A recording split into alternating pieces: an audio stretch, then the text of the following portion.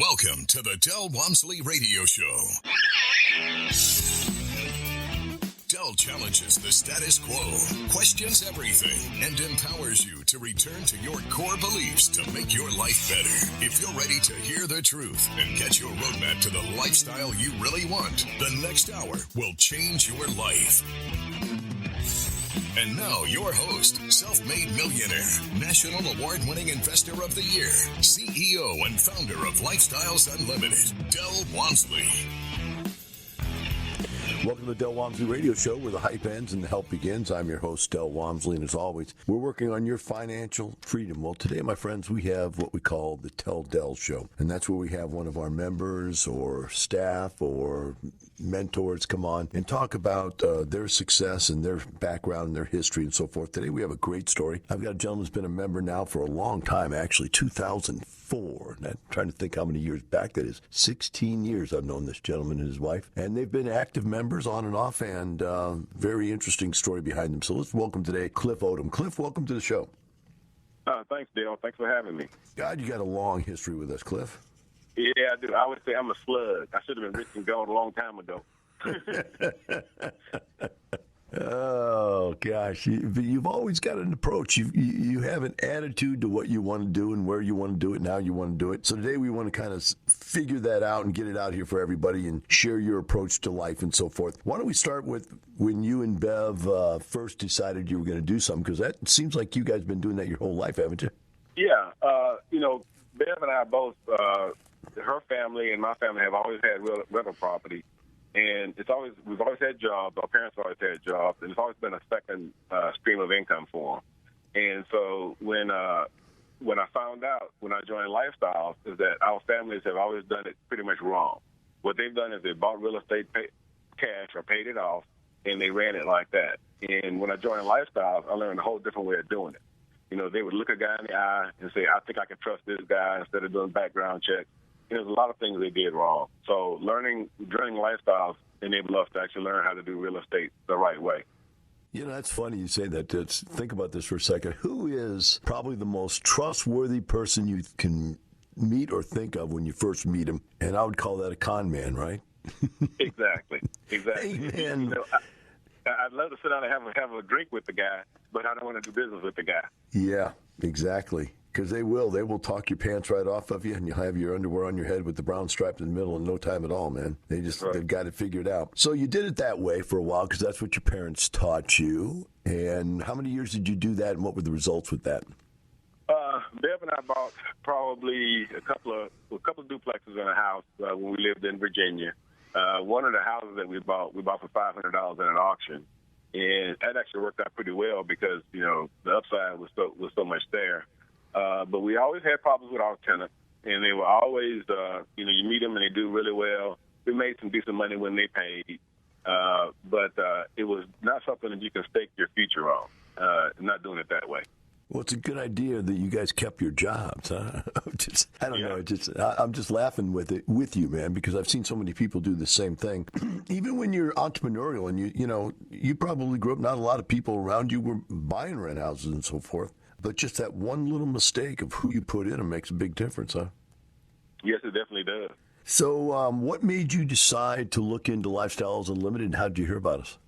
Okay. Well, one of the things that our approach is a little different than a lot of other people. When you talk about you work your job, a job you hate, and then something happens to you, they cut your pay or fire you or whatever. See, we never had that. And that's kind of the thing I keep talking to people like me about. You have a job you love, a job that fulfills you. You still need to do something on your own. When you leave work, do you sit down at 6 o'clock in the afternoon and flip channels, or do you do something to help yourself? So we've always, like I say, always had rental property, or we've always had businesses. We still have other businesses besides rental property. And what we decided to do is build the first thing we did was set up how much money it takes us to live every month. And then we said we're going to set ourselves up so that we can live on just one of our incomes. Then we said we're going to set it up so we can live on just the smaller of the income. And then we looked at the rental real estate and found out we can live on just the rental real estate, and our salaries are basically extra money. And so that enabled us to put a fair amount of money aside and do something with it. Like I said, later on, we ended up buying an apartment complex with it. But that enabled us to get our financial life in order. Because I believe that any individual, you have a business in yourself. You know, your house is a business itself. It brings in income and it has expenses, and you try to have a profit at the end. If you run your life like a business, then this is something that means that will really help you get there. And I was listening to the radio like everybody else and heard the lifestyle show and said, hey, these guys actually know how to do it and do it right. And so that's when I decided to join. And I went to the free workshop and went to the 2-day, and we've been going ever since. The interesting point that you make, I think we should probably revisit it since you made it so well, that we don't make very often, and that is most of the people that show up at Lifestyles have had that moment, that come to Jesus moment, that reckoning when, boom, the world kicked you in the teeth. And, I know when I lost all my money in the stock market and other people lost their jobs, there's all kinds of things that are the stimulus. But you never had the stimulus to go out and do something different. So it's an interesting point. You just worked your way to it. Maybe that's why you've taken the slower route. I mean, 14 years, you should have been like a trillionaire by now. I think, you don't even, exactly. you could be a billionaire. That's the truth. That's the truth. I believe that I went as slow as I did because I liked my job so much. And that's what I like to talk to, people who, like executives and people who really love their jobs, just think about that. You don't own your job. My dad told me a long time ago, he said, your office is not yours. One day you're going to leave it. You're going to get fired, you're going to quit, or you're going to die. It's not your office. It's not your job. It's their job. So what you need to do is have something that's yours and you can control. And that's why I had the real estate on the side waiting for the disaster to hit, and it just never hit. And I think if it did, I would have, like I say, moved a whole lot faster and been bigger than I am now. That's very interesting. I'm trying to put my arms around that because I didn't know that's where this conversation was going to go today. But I think that it's really an interesting point. The people that like their job and have good jobs, have well-paying jobs, aren't thinking about saving for retirement or not even thinking about retiring. And your point, which I thought was really, this is profound if you think about it, Cliff, is that I didn't want to get wealthy because then I'd have enough money I could quit. And you really didn't want to quit. You were self-sabotaging is what you're saying, right? That's right. Wow. That's the first interview I've had like this. This is interesting. I'm glad you came on today. Self-sabotaging. That's a new point I need to bring up in the real estate business. Yes, are you out there making a good living? Have a great job, enjoy what you're doing, and so, in hint part, self-sabotaging your retirement. Wow, that even comes off like a good sales pitch, doesn't it? That's right. It is. And those guys need it because what will happen is when you finally do hit it, this is one of the things I figured out. When you get to be so high in a corporation, you got nowhere to go. I was at the point that if I wanted to advance, there was one person above me, and that was the president of the company. In order for me to go higher than him, he had to either quit, get fired, or die. And so I have nowhere to go. I can't go lateral because there's a guy in that spot too. And if I left the company, there's not that many jobs out there. So you end up working your way to the point where you're at the top of a funnel, and there's nowhere to go if you want to leave that. So you need to take a look at something for yourself so that you can move. Do you feel like, and let me see if I have enough time for this question now, do you feel like when you're that next guy, there's only one above you, that you pose a risk to that person? Not really. If you do a good job, they want that guy in that position doing a good job. One of the things about corporate America, you're taught to have people below you that are good and smart at that level. You want people below you who are good and smart. And if you got somebody good and smart, what you curry is his loyalty to you. So as long as you're loyal to the guy at the top and you're good at what you do, you don't really have any risk in your job. I got you. Yeah. Okay. So let's call loyalty a negative name. What would you call a negative name for loyalty? Kissing up? Yeah. Oh, yeah. There's a fair amount of politics in it. So you got to be the good guy. Yeah. It's like all I'm looking for is some stimulus for some of these guys out there to get good jobs. I'm saying, hey, there is a reason to think about the other side, which is, like you said, what if all of a sudden you just get fired, right? And then you've got nothing to fall back on. Whereas you having a great time doing what you like doing, which I'll bring up when we come back from the break. A little story about that. And we'll take a short break. We'll be right back with Cliff Odom and the Del Walmsley Radio Show.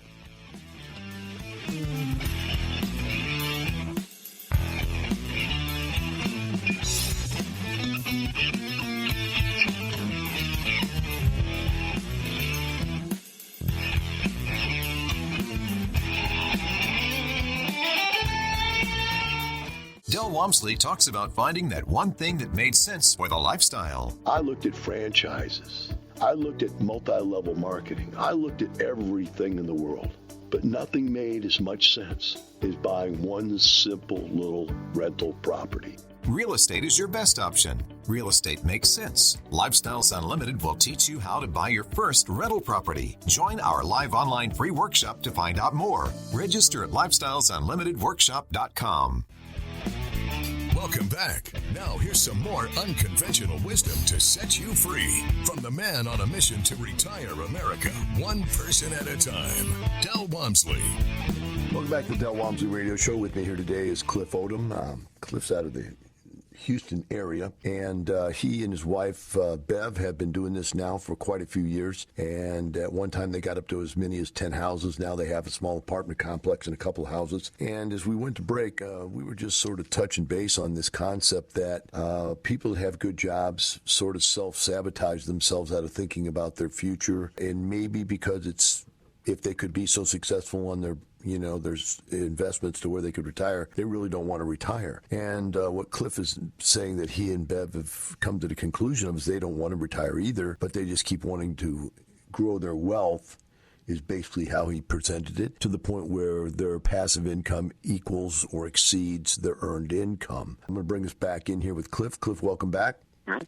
So one of the things that you and the wife told me in one of your little stories was that one of your goals in life was to buy a house, nice house, in the neighborhood where all the bosses worked or lived. All the presidents of the company lived in nice neighborhoods, and you as the engineer just wanted to live in the same neighborhood. Tell us a little bit about that dream, and that's how it became true. Yeah, but what happens is, say for instance, you get a job, you get a 1,500 square foot house, very nice house, nice neighborhood, and you live there. Now your boss does better. He lives in a 3,000 square foot house, and in that neighborhood, and it's really nice too. But his boss lives in a neighborhood with 5,000 square foot house. And we were in the 3,000 square foot house at the time, and I showed Bev a house in the 5,000 square foot houses and said, "Hey, this is really nice." And she got mad at me because she said, "You can't afford that." So we ended up being able to afford it because one of the things that happens when you do rental real estate is your income gets bigger and bigger, and you can live the lifestyle of somebody who's higher than you in the company, and it doesn't fit right. When I told the president of a company that I was moving in his neighborhood, which he does too, he said, "How can you live here?" I said, "Well, I have other things going on too." And the thing is, he said, well, how do you do that? I said, "You make more than, why don't you do it too?" He said, "But I don't make twice as much as you." And the thing is real estate can make you live the lifestyle of a place higher than you are in the company. And that's something they can't really wrap their minds around. One of the guys was the president of our career office, and he was living in this neighborhood because he didn't want to go there. He just ran it from Houston. And he was like amazed that I was able to be around the corner from him. And, one of the things we talk about is the mini Dale house. It's the house that when you move in the neighborhood, when you drive in the neighborhood, you say, "Wow, look at that house." And that's the house that I have in that kind of a neighborhood. Uh-huh. And so he lived in the neighborhood, but he wasn't even in a house like mine. So the thing is he couldn't wrap his mind around it, and they can't figure out how you do this. And they ask you all the time, and you tell them, and they say, "Well, I've got a vacation house." And no, we're not talking about a vacation house. We're talking about rental real estate, investment real estate. Yeah, they really don't understand the difference, that's for sure. And I don't think they really want to. 30 years ago when I first started teaching this stuff, I found it very difficult to get anybody to believe that this stuff really worked. Now, 30 years later, and God knows 50,000 clients later, and probably 5 other real estate gurus out there right now that came from my course that are now national real estate gurus. Now people believe, it's just been around long enough that people can get their arms around it. But still, if you've not gotten to the inside of the information, you still don't get your arms around it. What made you decide that you guys wanted to move from houses to buying a small apartment complex? When we did the 2-day, you asked what's the epiphany, and I guess that's another question you'll ask later on, but I'll tell you now. We did on the second day of the 2-day, when you explained apartments, I said, wow, this is something that we really need to take a look at. I took my son, Dominic, who graduated from Texas A&M, double major, he's a very smart kid, and when I took him and he was in high school to the 2-day, and you did the second day on apartments, he looked at me and said, "Is that true?" Because he couldn't believe it. So we knew that in order to get your economies of scale, and if you want to grow like you want to go, you kind of got to do apartments. You really need to do that. And so that's why we decided to do it. one of the things you do when you join Lifestyles is you get with a consultant. One of the consultants of Lifestyles there, and they go over your financial statement. They tell you where you probably need to go from this point. They don't tell you to do it, but they say it looks like in your financial statement you need to either buy a house or two, you need to be a passive in a real estate deal, or whatever you need to do. And the consultant looked at mine and said, you need to buy an apartment complex. You need to buy as big as you can, all by yourself, and just be an IRO. And when we looked at that, we said, okay, let's go ahead and upgrade to the preferred membership level and buy an apartment complex. And that's kind of how we got here. Wow. Who was your mentor? Do you remember? John Ridgway, Johnny Lama. Johnny Lama, yeah. Yeah, good job. That's a good one to have. So let's talk about this. You said that was your epiphany, that you need to go to multifamily, so we covered that. Let's go to the next level and say, what was the fly on the wall when you and the wife came out of it? Did Bev take the 2-day also? Yes. We've taken the 2-day dozens of times. And the first time is probably the others, you're trying to pick up things you didn't get. The first time is where you probably want to be a fly on the wall, because she said the exact same thing I said. We had the discussion. Should we pool everything, go into multifamily, and leave the corporate America and just go ahead and go, 10 years ago? And we talked about it and said, it'll always be there. Let's just go ahead and work our jobs. And what we plan on doing is work until we hit a disaster and we would move. This is the problem. I started buying the houses. My income started getting to the point where basically I could cover my expenses with my rent house. And when that happened, I started doing my job different. I didn't do my job to make my boss happy. I did my job because what needed to happen needed to happen. So I would do the things that needed to happen, and my boss would be surprised that I took care of a problem before it even occurred. The year I got to that point, I got 2 raises and a promotion in 1 year because of the job I was doing. And that was because I didn't care if my boss liked me or not, because he fired me. Oh, well. What I did was I did it because it needed to be done. So it actually made me a better employee by me not having to rely on the job for my income. And that's one of the things that I think also didn't help anything at all as far as getting me where I wanted to go. It just made the company a better employee. What you're saying, Cliff, is so true. I remember after, I used to work because I felt like I had to work. And, you go in there and you work hard and you do your job and you're smart. That's good. But when you come away, when I quit and then realized that I didn't need the job, they needed me more than I needed them, going to work was different. I was going there creatively, like you're saying. And I guess that's a word I would use for what it was. It was looking for ways to do things better, as opposed to just doing what they tell you to do and shut up and fit in kind of per person. And the job almost became creative and fun at that point. And, of course, that's when you're really good at it. You excel, like you're saying. So I get what you're saying, and you just kept growing and growing and growing. We're going to take a short break. When we come back, let's talk about what steps you took to get into the apartment business, and, how you and Bev had got involved in that. Also, down the line here somewhere, let's not forget to talk about your kids. I know they're a big part of your life, and find out where that all took off and went to. Okay, so we'll take a short break. Be right back with Cliff Odom and the Del Walmsley Radio Show.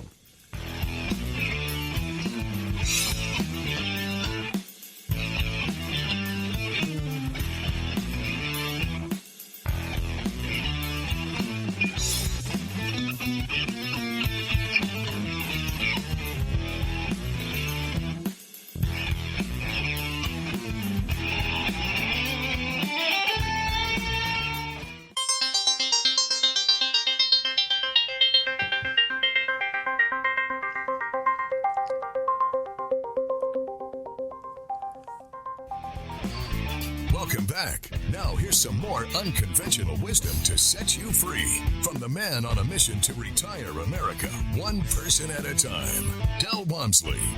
Welcome back to Del Walmsley Radio Show. With me here today is Cliff Odom on the Tell Del Show, and we're discussing his rise from single family into multifamily, and also his approach, which we've already covered in the first 2 segments. If you want to catch that, go on to live podcasts and pick that up. So, Cliff, as we come back here, let's talk now, if we can, about coming out of the 2-day. You had the aha moment. You and the wife decided it was time to do multifamily. Where'd you go from there? What we did when we came out of the 2-day, one of the things I'll tell you is that you and I have the same birthday, not just month and day, but month, day, and year. So we're the same age, and everybody born that day and time are very smart. I was smart to marry Bev. And Bev told me, she said, I don't want to have a rent house and have it go empty. So we did the single-family houses. One of the things we did was we made sure we bought it, fixed it up, got it rented, and then we got the next house. Some people buy 3 or 4 houses at a time. We didn't do that. That way we could manage what we had. And so it was very conservative, but it made sure we never went back in our pocket again to ever spend any money on the property. The enterprise funded the enterprise. And we did the same thing with the apartment complex. We got into the multifamily. One of the things we wanted to do is make sure we didn't get to a point where it was a problem for us. So we started selling the houses and taking the money. We couldn't 1031 it because the time wouldn't work. You couldn't get rid of 10 of them unless you did it in a bunch in enough time. But we took some of the money that we had from that and money that we had from other places, and we decided to go in and buy we didn't want to buy as much apartment complex as we could. The problem we went into, if you want to buy a 150-unit apartment complex, every syndicate out there is looking at 150 units. I don't want to buy 10 because it's too small, and I would wrestle with it all day long every day. So I said, where is a sweet spot? Something that's too big for most individual humans to actually acquire because it's just too big for them, and what's too small for syndicates to want to deal with. And I came up with a number of about 20 to 50, somewhere in that range. It's big enough so you could probably have a staff, but it's small enough so that the big guys won't be fighting you for that. And so what I did was I got the competition out of the way, and that just worked for me. It's not advice for anybody. That's just the calculus that we went through to try to figure out what we wanted to do. So we ended up finding this apartment complex. It was a sweet little deal. We actually did it on a road show, and everybody fell in love with it. I wanted to buy it. And I didn't build it, but I did find it, and I used Lifestyles Realtors to find it for us.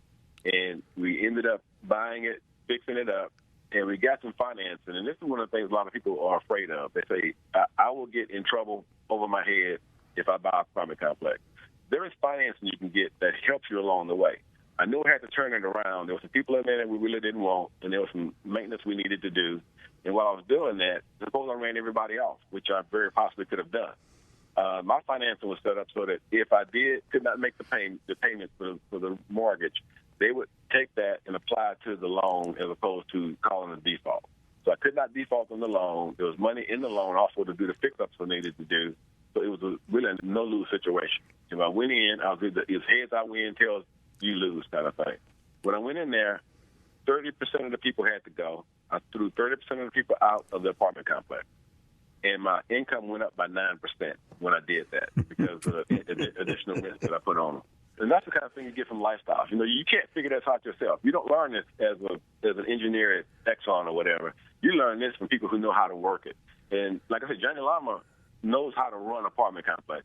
If you listen to what your consultant say at Lifestyles, you can set it up so you have a really good deal like I ended up having. And so we ended up doing that. We refinanced out of that initial loan and got a loan with just the rate and term, the amount of money we had in it. We went out, and so we started running the apartment complex and making a fair amount of money off of it for just me and my wife. Okay, so how long have you had this apartment now? We bought it in 2015, refinanced it in 2016, right at the end of 2016 out of the interim loan. We've been having it since 2015. So what kind of things did you do to it? I mean, obviously you kicked out the people that weren't paying. It's an interesting thing, just for the people listening out there.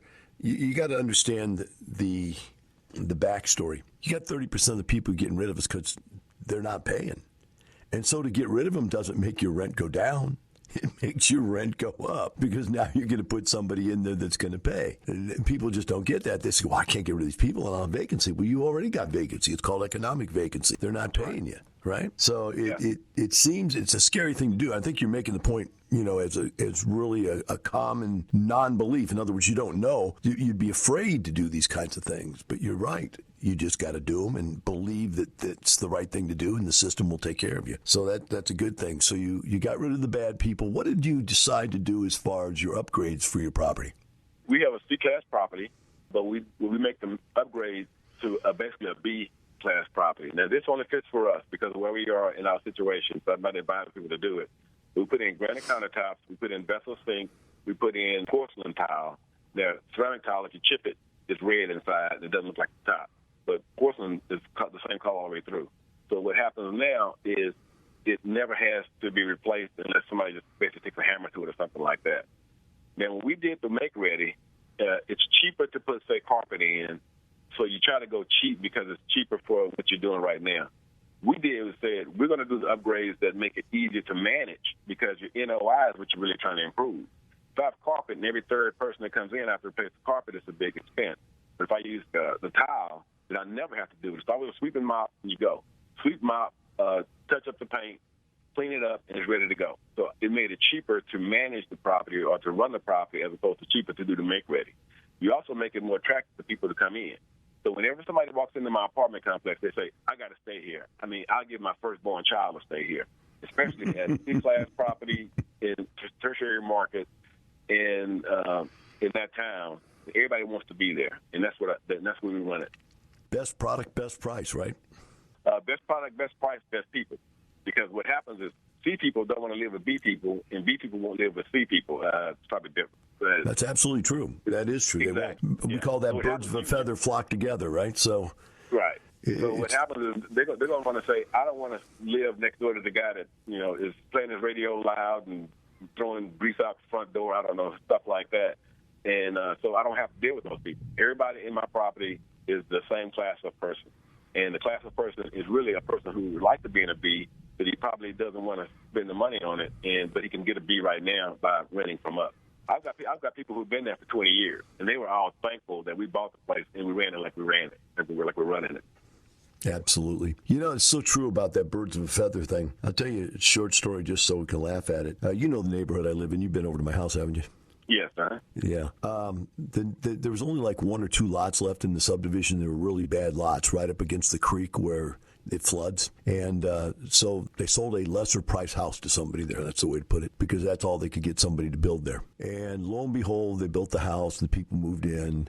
And all of a sudden, for the first time in 10 years that I've lived here at this house, 9 years, whatever it is, these people were parking their cars on the street with 2 tires in the grass and 2 tires on the street. And I just drove by that and I go, that looks so slummy. It really irritated me. I couldn't even believe it. Why would we got like 20-car garage and 3 driveways, and every other house in the neighborhood has at least a 4. That's the minimum number of car garages. This guy's got a 4. But yet they're parking their cars on the street. And, you laugh at me because every other street in any poor part of town, everybody parks in the street, right? Right. But it bugged the crap out of me. So much so I called the homeowners association, told them, you got to get these people to take those cars off the street, man. That's how uppity I got from this situation about this thing. But what I'm trying to make the point was, even at every level, birds of a feather flock together. You're not going to be able to get those higher rents on one person. You've got to get those higher rents across the board to everybody, because people want to live in a place where people don't park cars on the street or in the grass, et cetera, et cetera, et cetera, whatever thing it is in that neighborhood that makes it either an A, B, C, or D class neighborhood. So you're absolutely right on that, and that tears it up. So you've got it all turned around. We've got to go for a break. We'll be right back with Cliff Odom, the Del Walmsley Radio Show.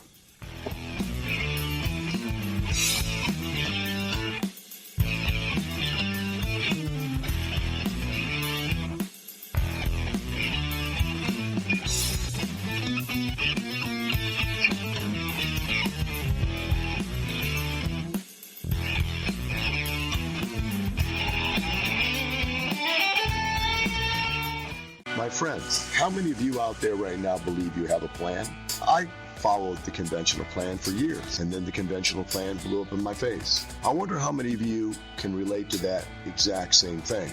The real question is, how many of you have actually figured out how to turn that thing around and make it happen? Do you have a plan? Lifestyles Unlimited has one for you. It's worked for countless others. Retire in 5 years or less. Come learn more. Join us for our live online workshop. Register at lifestylesunlimitedworkshop.com. Welcome back. Now here's some more unconventional wisdom to set you free from the man on a mission to retire America, one person at a time, Del Walmsley. Welcome back to the Del Walmsley Radio Show. With me here today is Cliff Odom, Lifestyles member out of the Houston area. And Cliff has been sharing his story with us. Cliff, I wanted to ask you, how many kids do you have?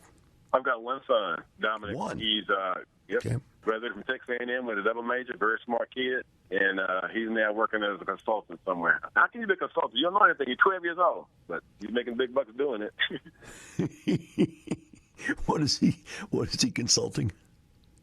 Like one of the big consulting companies that consult with different companies. If you're going to buy a company, if a company's going to buy another company, they have to have somebody who runs the numbers for them and stuff, and he kind of does that for them. Ah. Follows his daddy's footsteps, huh? Better than that. He already flipped his first house and made $100,000 about a Porsche. So that's the kind of kid he is. How old is he now? 24, 25. Wow. 25-year-old driving around the Porsche. That's his house. Yeah, well, he's got a house, too. He's got a house as big as mine. No kidding. He's just a good kid. He's smart. Wow. That's because his dad was born on the right day of the year. That's right. And he's heard all this stuff. I guess I took him to the True Day, and he was like, is this really true, Dad? So, he's going there. But I'm going to hopefully he gets there before he gets 60 years old and starts sooner than that. So I'm talking to him. Well, it's one of those things where he's happy. He's doing good things, and good things are happening for him. And so he's going to be in that same situation you are probably, where he's just not all that excited about quitting and retiring. Retiring doesn't mean anything to him, But hopefully it doesn't hit the ground if it does go south, because he'll have something to fall back on, which will be something that will push him up instead of just letting him just survive. Yeah. Well, they say that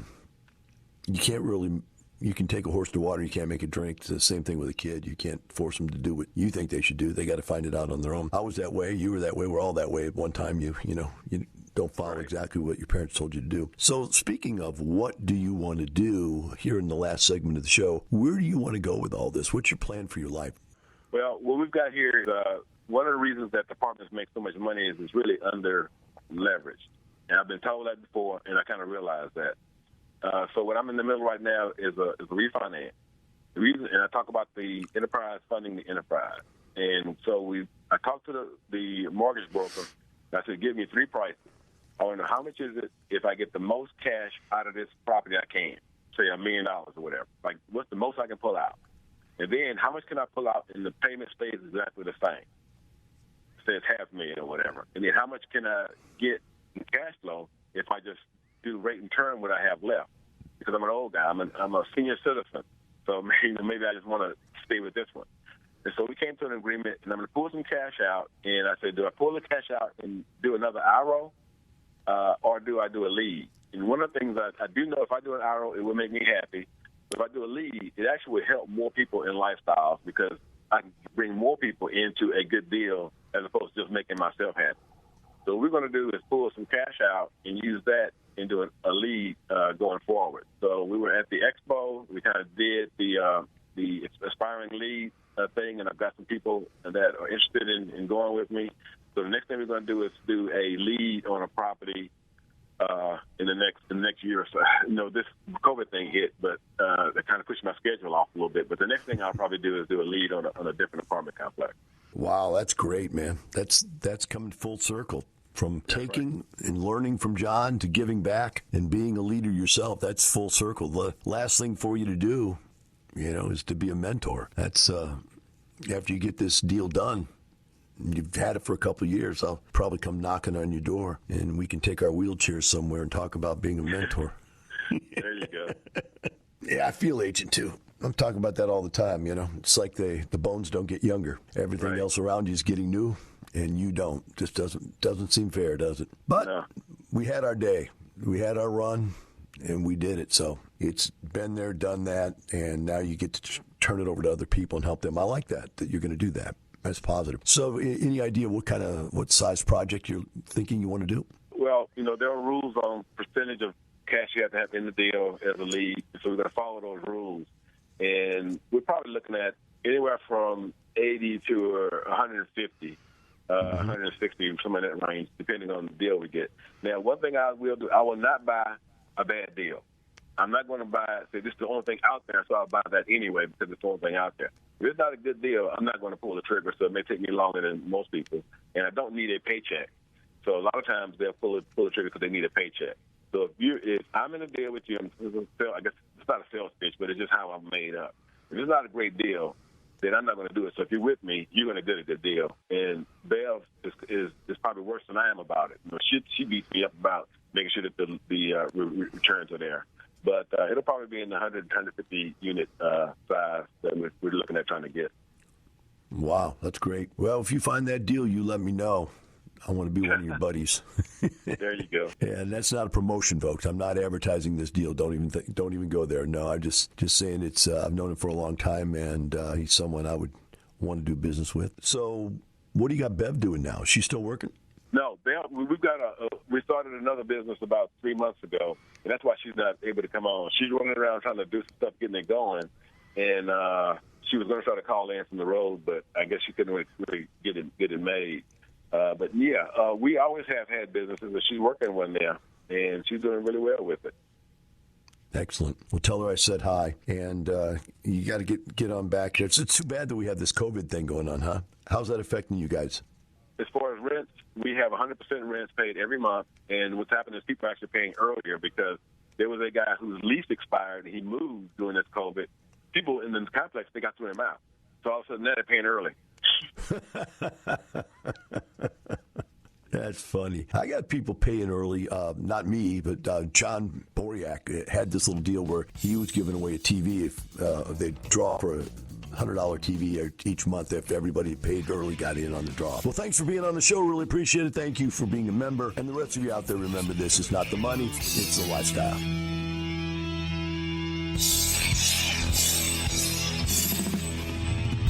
The Del Walmsley Show is for entertainment purposes only. Please consult a professional regarding your personal investment needs. Nothing presented on the Del Walmsley Show constitutes an endorsement, recommendation, offer, or solicitation to buy or sell any product or security.